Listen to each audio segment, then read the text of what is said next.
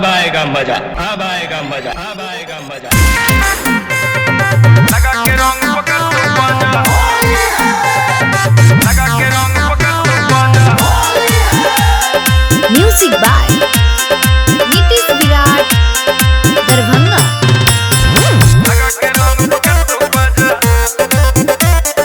लगा के रंग पकड़ तू बाजा।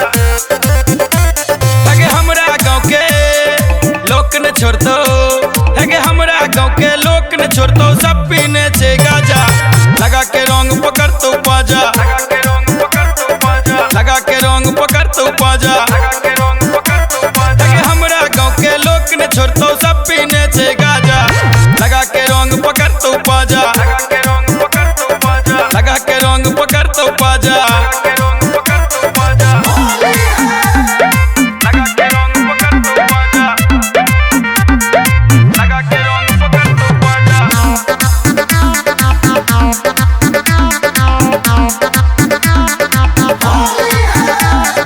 बेरा बेरी मजा ले तो सब दे तो तोरा पाएगे, आ रंग खला ले हमरा संग तो किच का तो नहीं माएगे।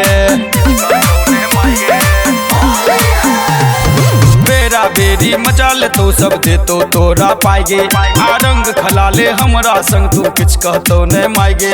हमर पिचकारी छूते छौरी आइब जतो तोरा माजा। लगा के रंग पकड़ तो पाजा, लगा के रंग पकड़ तो पाजा, लगा के रंग पकड़ तो पाजा, लगा के रंग पकड़ तो पाजा।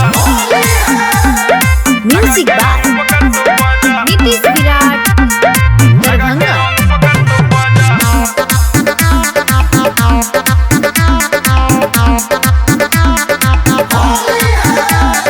दरभंगा जिला के छोरा सब छी छोरी भागे, आई रंग लगे तो ढंग से तोरा पूछ तो नहीं तोर रायगे। दरभंगा जिला के छोरा सब छी छोरी भागे, आई रंग लगे तो ढंग से तोरा पूछ तो नहीं तोर रायगे। परतू के छोरा छिए गे अपना मन के राजा।